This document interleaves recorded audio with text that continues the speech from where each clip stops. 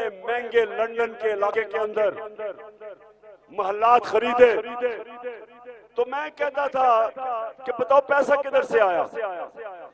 یہ مانتے نہیں تھے کہ ہمارے 4 بڑے بڑے لندن کے سب سے مہنگے علاقے میں محل تھے.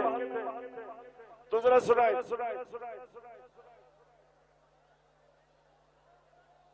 کہ اس طرح مجھے لگا کہ آپ لوگوں کو بیوقوف نہیں بنا سکتے. میری سینٹرل لندن میں پراپرٹیز تو دور کی بات ہے، میری پاکستان میں بھی کوئی پراپرٹی نہیں ہے. میں اپنے والد کے ساتھ رہتی اور مجھے سمجھ نہیں آئی کہ میری اور میری والدہ کی اور بہن بھائیوں کی پراپرٹیز یہ کہاں سے نکال کے لے آئے ہیں. سنا یہ پہلے اس کو کورٹ میں تو لے کے کہ میری لندن تو چھوڑو، پاکستان میں بھی کوئی پراپرٹی نہیں. میں تو بیچاری، میرے پاس تو رہنے کے لیے کوئی جگہ نہیں. احساس پروگرام سے مجھے کوئی پیسے دلوا دو. اب یہ مریم بی بی نے جب یہ بات کہی تو اس کو نہیں پتا تھا کہ اللہ الحق ہے، سچ کا خدا ہے، اس کا وعدہ ہے کہ سچ سامنے آ جائے گا. تو اس کی بدقسمتی کہ 2 سال کے بعد ایک انٹرنیشنل انکشاف ہوا، پینما پیپرز.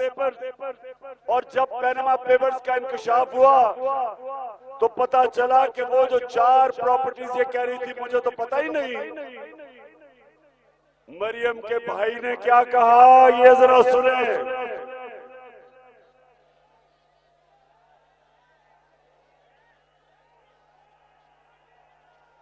دیر لگ رہی ہے. میں اس بات کو تسلیم کرتا ہوں کہ الحمدللہ پارک لین کے اوپر جو اپارٹمنٹس ہیں وہ الحمدللہ ہمارے ہیں. میں اس بات کو تسلیم کرتا ہوں کہ ان کو آف شور کمپنیز نیسکول لمیٹڈ اور نیلسن لمیٹڈ جو ہیں ان کو اون کرتی ہیں. اور میں آپ کو یہ بھی عرض کرتا ہوں ان کو ہولڈ کر رہی ہیں اس وقت مریم نواز شریف، میری ہمشیرہ جو ہیں. ٹھیک ہے جی، رک جاؤ.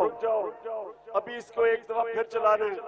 اب ہوا کیا کہ جب وہ انکشاف ہو گیا تو سارے انٹرنیشنل رپورٹرز نے حسین شریف سے پوچھا، جناب بتائیں آپ کا تو بہن کے نام پہ آ گئی ہے، اور بہن صاحبہ 2 سال پہلے کہہ رہی ہے پاکستان تو لندن چھوڑو، یہاں بھی کوئی پراپرٹی نہیں.